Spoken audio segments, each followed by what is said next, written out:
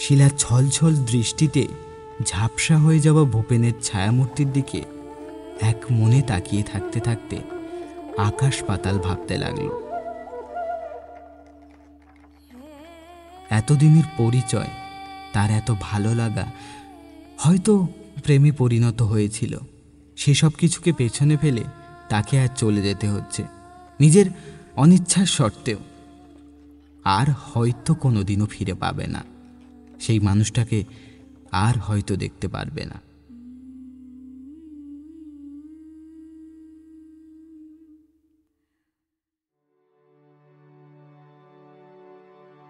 নমস্কার শ্রোতা বন্ধুরা, আপনারা শুনছেন বঙ্কুদার ডায়েরি, গল্পের ঠিকানা, গল্প শোনার বাহানা।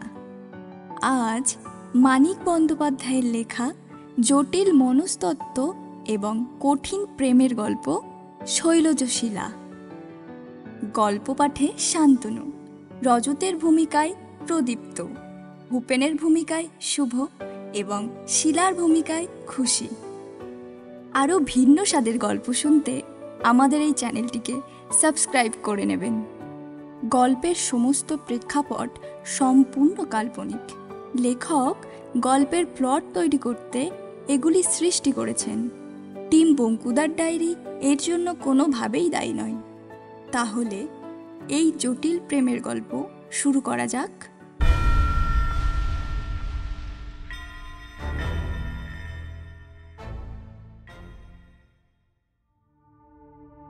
রজতের জীবনের একমাত্র উদ্দেশ্য ছিল বিধবা মাসির খোসামত করা। মাসিও মূল্য, সুতরাং জীবনটা উদ্দেশ্যহীন হয়ে গেল।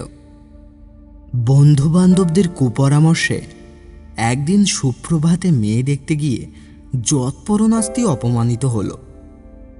মেয়ে অবশ্যই সুন্দরী, ফিরিঙ্গি স্কুলে প্রবেশিকা ক্লাসেও পড়ে, কিন্তু গৃহস্থ ঘরের মেয়ে তো হবু বরের দিকে চোখ তুলে চেয়েও আতঙ্কে মুখ কালো করবার অধিকার নেই। সারা দিন রাগে গজগজ করল রজত এবং পাশের বাড়ির কালো মেয়েটাকেই বিয়ে করবে বলে স্থির করে বিকেলে ছাদে উঠল। রজতকে দেখা মাত্রই মেয়েটি মুচকি হেসে তৎক্ষণাৎ নিচে চলে গেল। কবে যেন সে মাদুর পেতে ছাদে শুয়েছিল। কয়েকদিনের বৃষ্টিতে ভিজে মাদুরটা ছাদের সঙ্গে একেবারে এঁটে গিয়েছে। মস্ত একটা হাই তুলে তার উপরে চিত হয়ে শুয়ে পড়ল রজত। মনে মনে ভাবতে লাগলো, এই অপূরণ্যের চকচকে আকাশটা যেন আয়না নয়। এজন্য কত জন্ম ধরে তপস্যা করেছিল কে জানে। আকাশে উঠে পৃথিবীর দিকে মুখ ফিরিয়ে যদি সাঁতার দিতে থাকে, কোথাও গিয়ে পৌঁছানো যায় কিনা, এমন একটা অবাস্তব চিন্তা করতে করতে কখন যে ঘুমিয়ে পড়েছিল সে নিজেও জানে না। তারপর স্বপ্ন দেখল পাহাড়ের। তরুহীন শস্যহীন ধূসরবর্ণ রাক্ষসের মতো গাদাগাদি করে রাখা পাহাড়গুলোর চাপে স্বপ্নেই তার উপত্যকার প্রেম গুঁড়ো হয়ে গেল। তারপর 3 দিন বাদে পিঠে বোঁচকা বেঁধে চলে গেল দার্জিলিংয়ে এবং একদিন টাইগার হিলে সূর্যোদয় দেখে সূর্যের উদ্দেশ্যেই কয়েকদিনের জন্য বাইরে রওনা হলো। এর ফলস্বরূপ তার জীবনে যে কী মোড় ঘুরেছিল তা সে নিজেও কোনোদিনও ভুলতে পারবে না। চলতে চলতে সে পথ হারিয়ে ফেলল। 1 ঘন্টার ভিতরেই সূর্যদেব কোন দিক থেকে উঠেছে তাই ভুলে গেল। পাক খেতে খেতে কোন দিকে যে চলল তার স্থিরতা ছিল না। ওপর নিচে খাড়ায় বেয়ে উঠতে উঠতে তার হাত পায়ের কিছু অংশ ছড়ে গেল। যেদিক দিয়ে উঠেছে সেদিক দিয়ে নামার কথা ভাবলেও তার হৃদকম্প হয়। হাত আর হাঁটুর চামড়া ছিঁড়ে গিয়ে রক্ত পড়তে লাগলো। মাংসপেশিগুলো যেন ছিঁড়ে বাইরে বেরিয়ে আসছে। অবশেষে একবার যখন হাত ফসকে 20 ফিট আন্দাজ গড়িয়ে একটা গাছের গুঁড়িতে আটকে গেল, তখন আর উঠবার চেষ্টা না করে মনে মনে বলল, থাক, যথেষ্টই হয়েছে। সেইখানে শুয়ে শুয়ে পকেট থেকে বিস্কুটের গুঁড়ো বের করে মুখে পুঁততে লাগলো এবং চারিদিকে চেয়ে প্রাকৃতিক দৃশ্যগুলো উপভোগ করতে লাগলো। রজত ভাবল, একেবারে শুকনো শিলার গায়ে এই গাছটা না জানি কোন নিষ্ঠুর দেবতার কীর্তি। ওই তো তলা দেখা যাচ্ছে, গড়িয়ে পড়লেই হয়তো জীবনের উদ্দেশ্যটা তাহলে কিছু অংশে বোঝা যেত। ঘণ্টাখানেক ঝিমাবার পর উঠবার চেষ্টা করল। কোনো মতে গাছটা ধরে উঠে দাঁড়িয়ে ওপরের দিকে চেয়ে স্পষ্ট বুঝল, নিজের ইচ্ছায় যেটুকু নেমে এসেছে শত ইচ্ছা করলেও সেটুকু আর উঠতে পারবে না। নানাবিধ কসরতের সাহায্যে ঘণ্টা দুয়েকের মধ্যেই নিচে নেমে পড়ল। সোজা হয়ে দাঁড়াতেই দেখে 30 গজ তফাতে পাহাড়ি উনুনে একটা ভাতের হাঁড়ি চাপানো রয়েছে এবং নিকটে যে রাঁধুনি বসে আছেন তিনি নিঃসন্দেহে বাঙালি ভদ্রলোক। তারপর রজত মাতালের মতো হেলে দুলে সেই লোকটির নিকটে পৌঁছালো। গম্ভীর গলায় প্রশ্ন করল, আগে শুনছেন? বলছি, আপনি এই পাহাড় জঙ্গলের মধ্যে একা বসে রান্না করছেন? ভদ্রলোকের মুখ আমশির মতো শুকিয়ে গেল। বললেন, আগে আপনাকে তো ঠিক চিনলাম না। রজত একটুখানি হেসে বলল, এখানেই জীবন কাটিয়েছেন নাকি? মানুষ দেখেননি কখনো? আমি কিন্তু আপনার মতোই মানুষ, কিন্তু এত জায়গা থাকতে এখানে এসে ভাত রান্না করছেন কেন? খিদে পেয়েছে। খিদে পাওয়ার জন্য বুঝি এখানে এসেছেন? ভদ্রলোক বিব্রত হয়ে বললেন, আমার বড় বিপদ মশাই, আমার বড় বিপদ। সে আমারও। এই বলেই রজত বসল। উনুনের ধোঁয়া থেকে আত্মরক্ষা করতে গিয়ে নিকটবর্তী গুহাটায় চোখ পড়ল রজতের। বাহ, এই যে দেখছি একখানা গুহা মশাই। আপনি এখানে তপস্যা করেন নাকি? আগে না, বিপদ তো ওইখানে মশাই। এই কথা শুনেই রজতের মনে কৌতূহল হতে লাগলো। ভদ্রলোকের সম্পূর্ণ আপত্তি সত্ত্বেও সে গুহায় গিয়ে উঁকি মারল। তারপর যে দৃশ্যটা সে দেখল তাতে তার গলা শুকিয়ে গেল।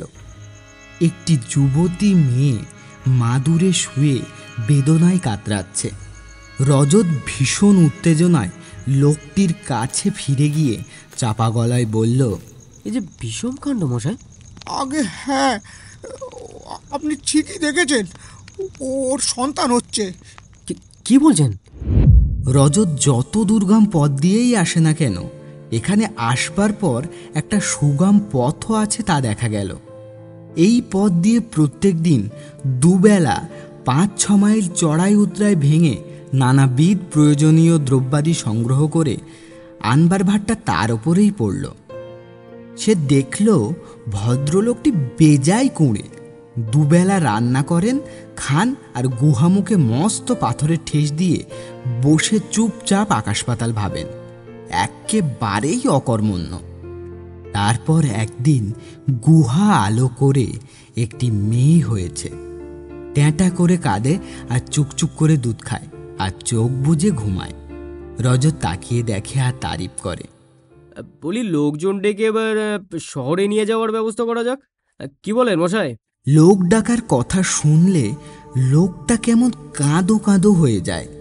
শহরে তাদের বিপদের কথা প্রচার করব বললে একেবারে কেঁদে ফেলে। স্ত্রী তো 24 ঘন্টার ভিতর 10 ঘন্টাই কেঁদে কাটায়। ভিতরে যে কিছু গোলমাল আছে এটা রজত বুঝতে পারে। মেয়েটার চুলপার শাড়ি আর সিঁদুরহীন সিথি দেখে সন্দেহ আরও গাঢ় হয়। স্বামীকে জিজ্ঞাসা করলে বলে, আতুরে কি সিঁদুর পড়তে আছে?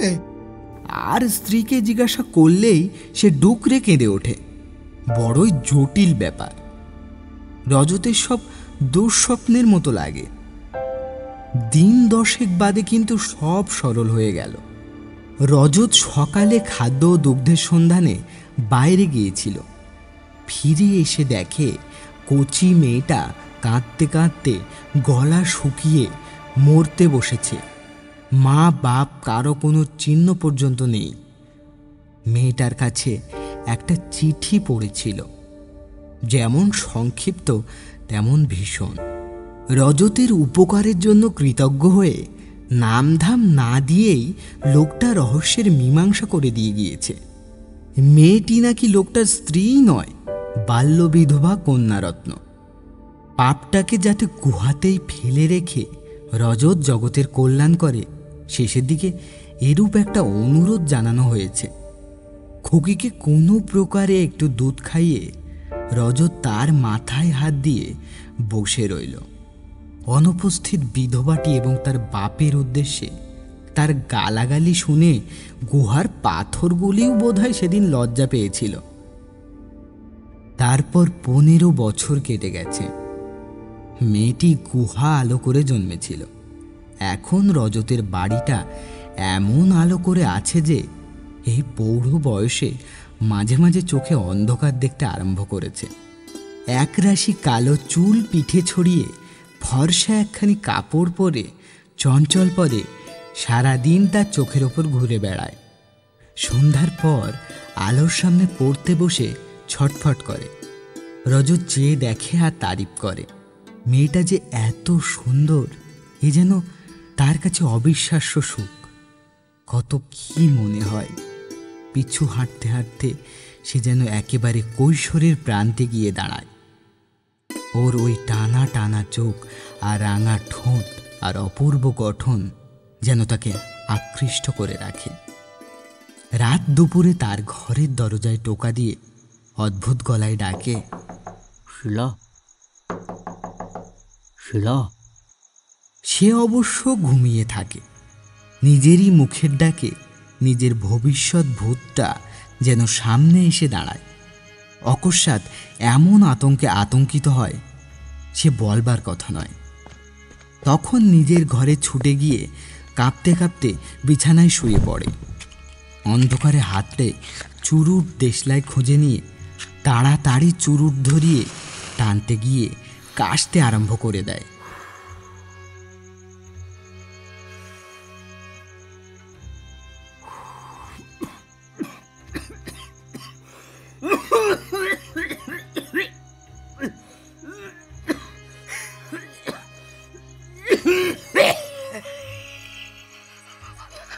কাশতে কাশতে তার হাসি পায়।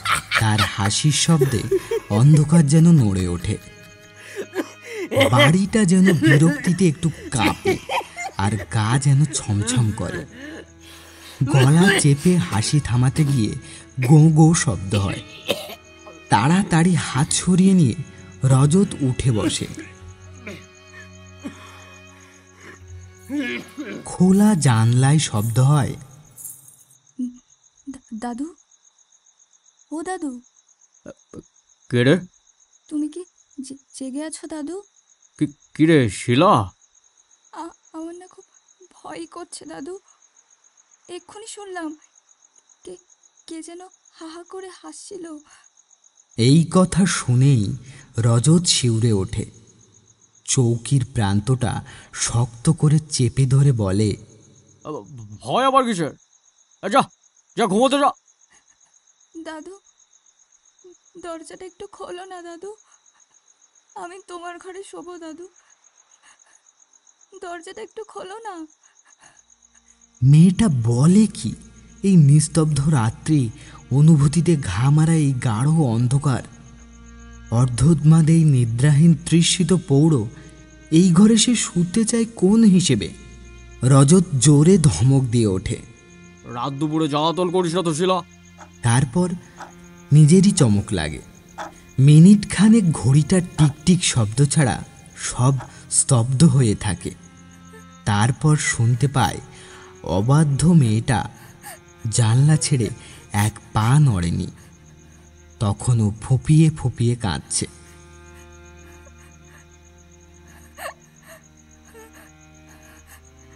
রজত উঠে গিয়ে দরজা খোলে। ভূতের ভয়ে শিলা ভালো করে কাঁদতে পারছে না। দু হাতে চোখ ঢেকে জানলার নিচে বসে পড়েছে। এই দৃশ্য দেখেই রজতের হৃদয় হিম হয়ে যায় এবং স্পষ্ট অনুভব করতে পারে তার মনও কাঁদছে। সে তখন অন্য ঘর থেকে বিছানা টেনে এনে নিজেই শিলার বিছানা গুছিয়ে দেয়। চোখ মুছিয়ে হাত ধরে তুলে দিতেই শিলা নীরবে শুয়ে পড়ে। তারপর সে ক্ষণকাল বারান্দায় দাঁড়িয়ে থাকে। খানিক দূরে তেতলা বাড়িটার মাথা ডিঙিয়ে গিয়ে বড় বড় কয়েকটা তারা সংবাদ নিয়ে ফিরে আসার পূর্বেই জলীয় কুয়াশায় তার দু চোখ আত্মহারা হয়ে যায়। ভিজে স্যাঁতসেঁতে তাদের আরতি। পাড়া প্রতিবেশীরা বলতে আরম্ভ করেছে, এবার নাতনির বিয়ে দিয়ে দাও। অমন টুকটুকে নাতনি তোমার। নাতনি টুকটুকে বলে নয়, তার নাতনি বলে এদের যেন বিস্ময় বেশি। শুনলে রজতের গা জ্বলে যায়। তার তিলোত্তমা বউ থাকা যেন অসম্ভব, আর সুন্দরী মেয়েও যেন ছিল না। টুকটুকে নাতনি যেন তার থাকতেই পারে না। আমার নাতনির বিয়ের ভাবনা আমি নিজেই ভেবে উঠতে পারবো মিত্তির মশাই। সান্যাল বলল, তাও তো ভাবাভাবির দরকার কি মশাই? তুমি নিজেই বিয়ে করে ফেলো না। 45 বছর বয়সে এমন শক্ত সমর্থ দাদু, নাতনি তোমার পড়তে যাবে। এই কথা শুনে রজত খুশি হয়ে সান্যালের পিঠ চাপড়ে বলল, তা মন্দ বলনি সান্নাল, আমিও মাঝে মাঝে ওই কথাই ভাবি। একটা বেরসিক ছোড়ার হাতে ওকে দিতে আমার একটুও ইচ্ছা নেই। এদের মধ্যে চ্যাটুর্যে লোকটা ভারী বদ। সে বলল, এ তো ঠাট্টার কথা নয় রজত, মেয়েটা তো এমনিও বেশ টাগর হয়েছে। এবার বিয়ে দেওয়া তো তোমারই কর্তব্য। এই আমাদের ভূপেনের সঙ্গে সম্মত করো না। ভূপেন ছোড়া পাড়ার হৃদয় ডাক্তারের পুত্র এবং পাড়ার মধ্যে বোধ করি সব থেকে সুপাত্র। রজত তাকে অন্দরে ঢুকতে দেয় না, তবুও নিত্য সে তাদের আড্ডায় এসে হাজির হয়। বোধহয় পান জল দেওয়ার সময় শিলা যখন বাইরে আসে, সেই সময় তাকে দেখবার লোভে সে সেখানে এসে হাজির হয়। চাটুর্যের কথায় ছোড়ার মুখ লাল হয়ে যায়। রজত দেখে মনে মনে স্থির করে, এবার থেকে পান জল দেওয়ার দায়িত্বটা চাকরের ওপরেই থাকবে। মুখুজ্জে চাটুর্যে অপেক্ষাও বাজি। স্মিত মুখে ভূপেনের দিকে চেয়ে বলে, ভূপেন বাবা বড় ভালো ছেলে। ও পাড়ার সবগুলি ছেলে যদি এরকম হতো না। ঠিক এমনই সময় পান নিয়ে ঘরে ঢুকে শিলা সমস্ত প্রশংসাগুলি শোনে। রজতের ইচ্ছা হয় মেয়েটাকে অন্দরে ছুড়ে দিয়ে লাঠি নিয়ে সকলকে মোড় পর্যন্ত তাড়িয়ে নিয়ে যায়, আর ভূপেনের মাথায় সেই লাঠি দিয়ে একঘা মারে। আর পুলিশের হাত এড়াতে শিলাকে নিয়ে তার সেই আতুরের গুহাতে চিরকাল লুকিয়ে থাকে। সেই অপরিসর গুহায় ঘেঁষাঘেঁষি হয়ে রাত কাটানোর সমর্থন পেলে সে কি না কি করতে পারে। সকলকে বিদায় দিয়ে ভিতরে গিয়ে শিলাকে বলে, বিয়ে করবি শিলা? শিলা মাথা নেড়ে বলে, না দাদু, বিয়ে আমি করব না। তবে কি করবি? কেন, তোমার কাছেই থাকবো। তা থাকিস, কিন্তু চিরকাল নাতনি হয়েই থাকবি? বউ হয়ে থাক না। থু, ছোট লোক। এই বলে সে একটু হাসে। রজত শিলার মুখ থেকে তার দৃষ্টি সরাতে পারে না। তা এমনই মুখর যে চক্ষু মার্জনার ছলে ঢেকে দিতে হয়। রজত আফসোস করে মরে যে কোন মহৎ উদ্দেশ্য নিয়ে ওর দাদু হয়ে স্নেহ শিখিয়েছে, স্বামী হয়ে প্রেম শেখায়নি কেন। আজ সেটা হলে হয়তো বড় ভালো হতো। চিন্তাটা বড়ই জটিল। তার স্নেহের পুত্তলি তাকে এমনভাবে ঠকাবে, কে তা ভাবতে পেরেছিল? রজতের ইচ্ছে হয় তার জন্মের কাহিনী শুনিয়ে মেয়েটাকে ভেঙে ফেলে। তার ফলে শিলার মুখের নিষ্পাপ সরলতা ঘুচে গিয়ে রজতের পথ পরিষ্কার হয়। মায়ের কথা শুনবি শিলা? হ্যাঁ, বলো দাদু। রজত বলতে আরম্ভ করে।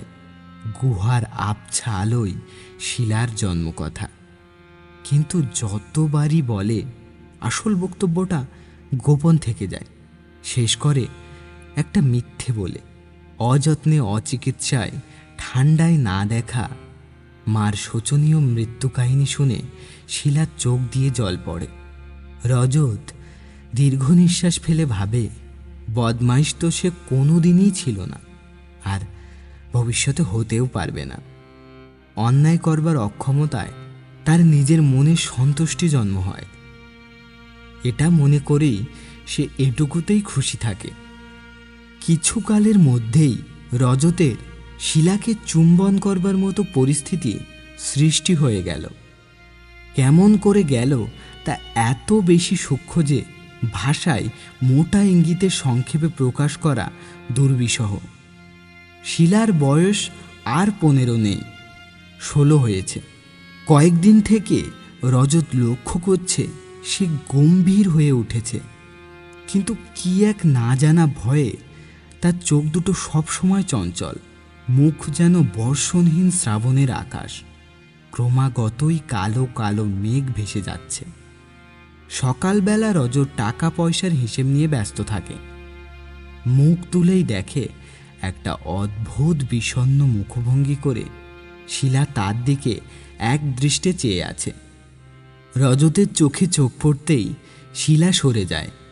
রজতের সব হিসেব গুলিয়ে যায়। তারপর ডাকে, শিলা, এদিকে একটু শোন তো। আগে রজত ডাকলে শিলা চঞ্চল পদে চলে আসতো, এখন এমন মন্থর গতিতে আসে যেন পদে পদে তার পা বেঁধে যাচ্ছে। খানিক তফাতে দাঁড়িয়ে থেকেই বলে, তুমি ডাকছিলে দাদু? কাছে আয়। শিলা কাছে আসে না, আসতে থাকে। নাগালের মধ্যে আসলেই রজত খপ করে তার হাত ধরে পাশে বসিয়ে দেয়, বলে, তুই বড় লক্ষ্মী মেয়ে শিলা। শিলা জোর করে একটু হাসে।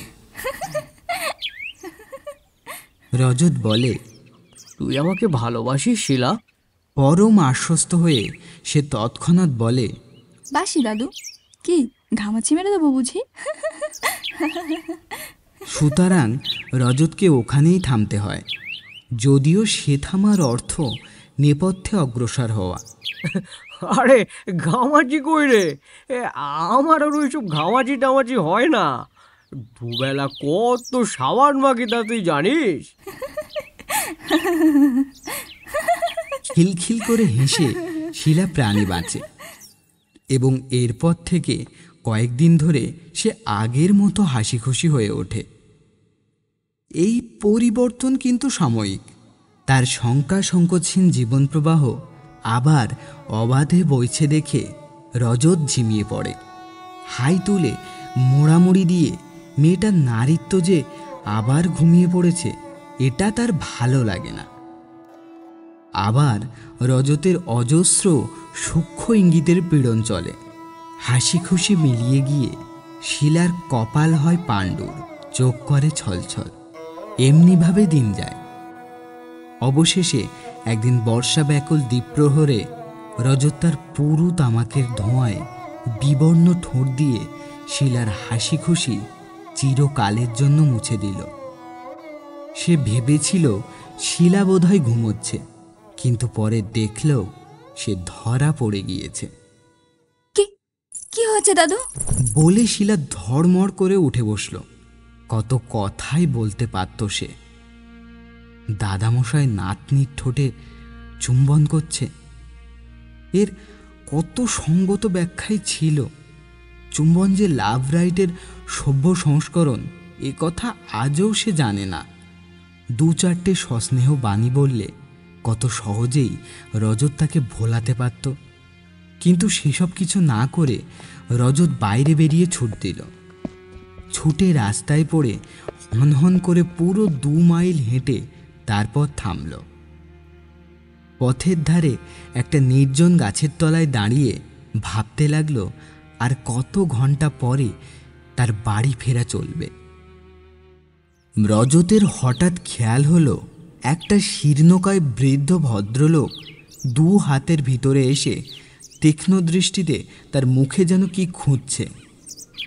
ভালো করে নজর করতে সে তাকে চিনতে পারল। আপনি যে এখনো বেঁচে আছেন দেখছি। বলি, এবারও বিপদ নাকি? এ কিন্তু লোকালয় মশাই। আগে বিপদ নয়, সে কি বেঁচে আছে? বলুন না, সে কি আদৌ বেঁচে আছে? রজত মাথা নেড়ে শূন্যে তুড়ি দিয়ে বলল, বাঁচে কি? আপনিই বলুন। তুই যে পৃথিবীর একমাত্র সত্য, আপনি আমি বেঁচে আছি, এটাই আশ্চর্য। হ্যাঁ, ওখানে বসবেন না মশাই, ওই জায়গাটাতে বসবেন না। লোকটা মাথায় হাত দিয়ে পথেই বসতে যাচ্ছিল। রজতের অনুরোধে বসল না, বলল, মেয়েটা 15 বছর ধরে পাগল হয়ে আছে, আপনাকে সেই থেকে খুঁজছি। দুর্গা দুর্গা, সব পরিশ্রম ব্যর্থ হয়ে গেল আমার। রজত বলল, তাই হয়, ও জন্য দুঃখ করবেন না। 16 বছর পরিশ্রম করে প্রিয়ার মন খুঁজে পেলাম না। আপনার তো মানুষ খোঁজার তুচ্ছ পরিশ্রম। লোকটাকে ফাঁকি দেওয়ার জন্য সে নানা রাস্তা ঘুরে বাড়ি ফিরল। এসে দেখে শিলা তার জন্য ময়দা মাখছে। মুখখানি তার যেমন বিষণ্ণ তেমনি শান্ত। একগাল হেসে রজত বলল, আমি ভাবলাম তুই রাগ করেছিস শিলা। শিলা মুখ কালো করে বলল, খেতে দিচ্ছ, পড়তে দিচ্ছ, রাগ আর কেমন করে করি বলো তো? এই কথা শুনেই রজতের মনের ভিতরটা কেমন যেন কেঁদে উঠল। সে খেতে পড়তে দেয় বলে যেন কত জোর খাটায়। সে যদি জোর খাটাতে পারত তাহলে তার কি আর ভাবনা থাকত? মাথা নিচু করে রজত ওপরে গিয়ে শুয়ে পড়ল। আধ ঘন্টা পরে খিদের তাড়নায় শিলাকে তাগাতা দিতে নিচে এসে দেখে সে তখনও লুচি ভাজছে আর সলজ্জে অদূরে দাঁড়ানো ভূপেনের প্রশ্নের জবাব দিচ্ছে। দাদুকে বলো না, বোঝাও না তোমার দাদুকে। আমি দাদুকে কি বলবো, তুমি বলো। সে বাড়ি না থাকলে ছোঁড়া তাকে ডাকতে এসে শিলার সঙ্গে 2-4 মিনিট কথা বলে সম্প্রতি এটা জানতে পেরেছিল রজত। কিন্তু এই যে একেবারে ঘরের ভিতরে ঢুকে পড়েছে। রজতকে দেখেই দুজনে খাসা লজ্জা পেল। আমতা আমতা করে ভূপেন বলল, আপনার সঙ্গে একটু কথা ছিল দাদু। তা আমাকে ডাকলেই হতো। গম্ভীর গলায় এই কথা বলেই শটান রজত বৈঠকখানায় চলে গেল। এমন স্পষ্ট ইঙ্গিত কিছুটা বুঝতে চায়। ভূপেন, এদিকে আসো তো।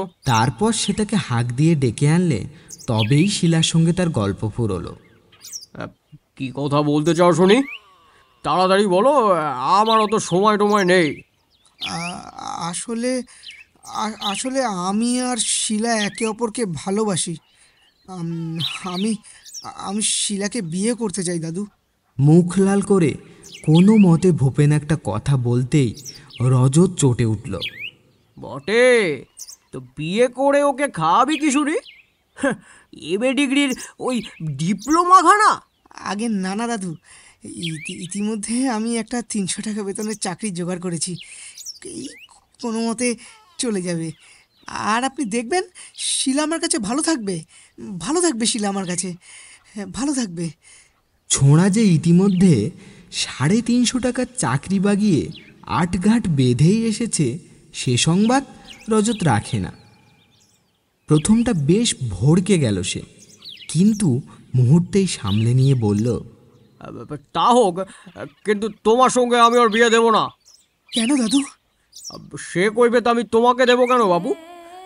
বাধা আছে, এটুকু শুনে রাখো। দিন 4 মধ্যে রজত সমস্ত ব্যবস্থা করে শিলাকে বলল, শিলা, টলবি তলবা সব বাঁধ, এখানকার বাঁশ বোধহয় সব তুলতে হলো। শিলা সজল চোখে বলল, কেন দাদু, বেশ তো আছে এখানে। বেশ থাক আর যাই থাক, এখান থেকে আমাদের যেতেই হবে। রজত শিলার কথায় কোনো কান দিল না। পরের দিন জিনিসপত্র সব গাড়ির ছাদে চাপিয়ে শিলাকে ভিতরে বসালো। কিছু ফেলে গেল কিনা দেখতে 5 মিনিটের জন্য সে বাড়ির ভিতর গিয়েছিল। এর মধ্যেই ভূপেন এসে গাড়ির সামনে দাঁড়িয়েছে। রজত শুষ্ক হেসে বলল, ভূপেন যে, আমরা তো চললাম। একটা কথা শুনুন না দাদু, একটু এদিকে আসুন না। এই বলে সে রজতকে একান্তে নিয়ে গেল। কোথায় যাচ্ছেন? শিলাও যে বলল ও কিছুই জানে না। রজত হেসে বলল,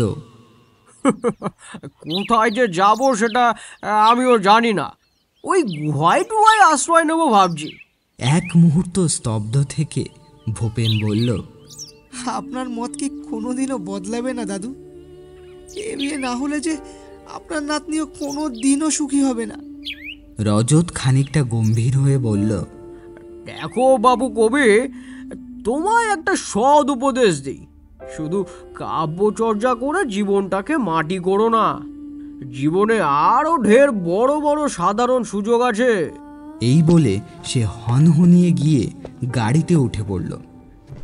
রজত দেখল শিলা যতক্ষণ ভূপেনকে দেখতে পেল ততক্ষণ এক দৃষ্টে চেয়ে রইল। তার মনে আজ শুষ্ক অসাড়তার সৃষ্টি হয়েছে। তার বুকটা অজানা কষ্টে ফেটে যেতে লাগলো। দু চোখ দিয়ে গড়িয়ে জলের ধারা তার ঠোঁট স্পর্শ করল। শিলা ছলছল দৃষ্টিতে ঝাপসা হয়ে যাওয়া ভূপেনের ছায়ামূর্তির দিকে এক মনে তাকিয়ে থাকতে থাকতে আকাশ পাতাল ভাবতে লাগলো। এতদিনের পরিচয়, তার এত ভালো লাগা হয়তো প্রেমে পরিণত হয়েছিল। সেসব কিছুকে পেছনে ফেলে তাকে আজ চলে যেতে হচ্ছে, নিজের অনিচ্ছার সত্ত্বেও। আর হয়তো কোনোদিনও ফিরে পাবে না সেই মানুষটাকে, আর হয়তো দেখতে পারবে না। সেই সময় শিলার মনে হলো সে যেন ফুঁপিয়ে কেঁদে ওঠে, কিন্তু তার কান্নার থেকেও বেশি তার দাদুর প্রতি ঘৃণা হচ্ছিল। তার মনে হতে লাগলো সে সত্যিই ভালোবেসে ফেলেছিল ভূপেনদাকে, আর হয়তো ফিরে যেতে পারবে না। পুরনো দিনগুলো, তাদের একসাথে লুকিয়ে চুরিয়ে দেখা করা, দাদুর আড়ালে কথা বলা, ঘুনসুটির কথা আস্তে আস্তে মনে পড়তে লাগলো। তার চোখ দিয়ে জল তরতর করে তরুর মতো গড়িয়ে পড়তে লাগলো চিবুক দিয়ে। এদিকে ভূপেন শিলাদের বাড়ির সামনেই গাড়ির দিকে তাকিয়ে আপন মনেই দাঁড়িয়েছিল। তার চোখে কিন্তু জল নেই। মনটা এতটাই শক্ত হয়ে গেছে যে গলে জল হবার মতো কোনো পরিস্থিতি সৃষ্টি হয়নি।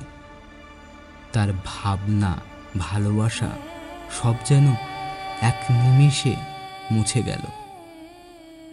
গাড়িতে বসে যেতে যেতেই রজতের মনে হতে লাগলো ভূপেনের হাতে শিলাকে সঁপে দিলে সে কি ভালো করত? না, সে কখনোই ভালো করতে পারত না। তারপর কি সে নিজের শূন্য ঘরে বুক চাপড়ে বসে থাকতো? আর কেনই বা সে শিলাকে ছাড়বে?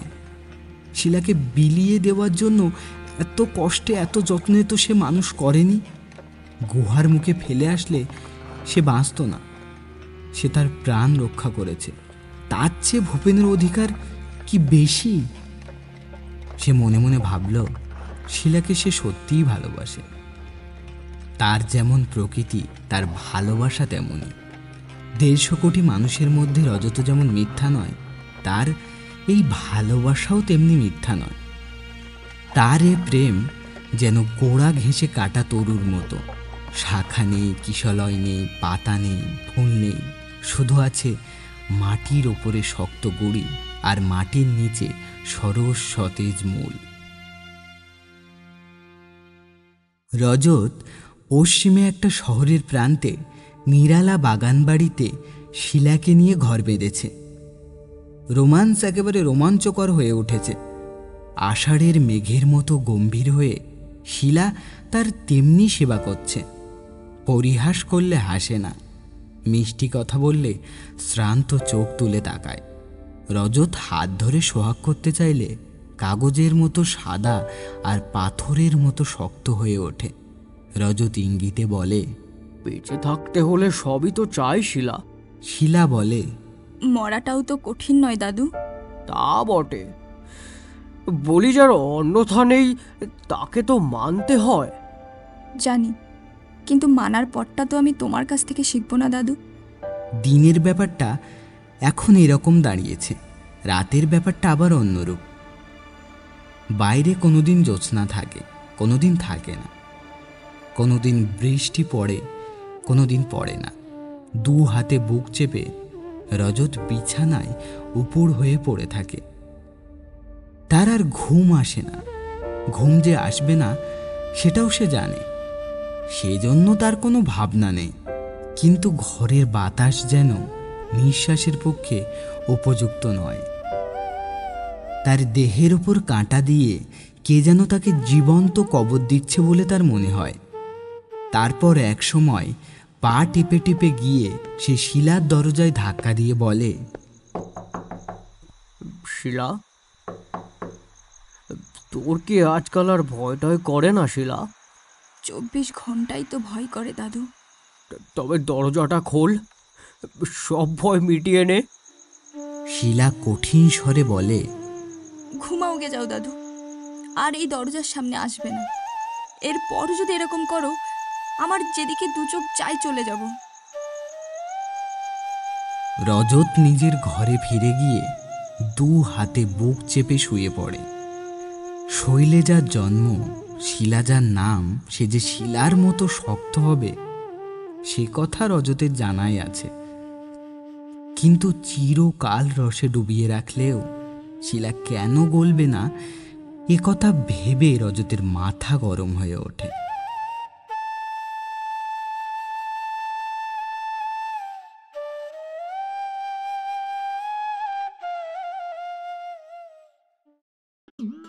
এতক্ষণ আপনারা শুনছিলেন মানিক বন্দ্যোপাধ্যায়ের লেখা শৈলজ শিলা। আমাদের আজকের গল্পটি সম্পূর্ণ প্রাপ্তবয়স্ক ও প্রাপ্তমনস্কদের জন্য। এক নতুন চিন্তাধারা নিয়ে আমাদের এই গল্পের পরিবেশনা। এই গল্পটি শুনে যদি আপনাদের ভালো লেগে থাকে তাহলে অবশ্যই চ্যানেলটিকে সাবস্ক্রাইব করে নেবেন আর কমেন্ট করে আপনাদের গুরুত্বপূর্ণ মন্তব্যটা জানাবেন। ভালো লাগলেও জানাবেন, খারাপ লাগলেও জানাবেন। পরবর্তী সময়ে আমরা আরও নতুন নতুন গল্প আপনাদের কাছে পরিবেশন করব। আজকের গল্পের সমস্ত চরিত্রে শান্তনু, প্রদীপ্ত, শুভ ও খুশি। আবহ সঙ্গীতে খুশি। আগামী রবিবার আমাদের চ্যানেলে আবার ব্যোমকেশ বক্সী ফিরছে। দয়া করে শুনতে ভুলবেন না এক রহস্য রোমাঞ্চকর গোয়েন্দা কাহিনী। এখন এই পর্যন্ত, আমরা আবার ফিরব আগামী রবিবার। ততক্ষণ ভালো থাকুন, সুস্থ থাকুন আর বঙ্কুদার ডায়েরি শুনতে থাকুন। গল্পের ঠিকানা, গল্প শোনার বাহানা।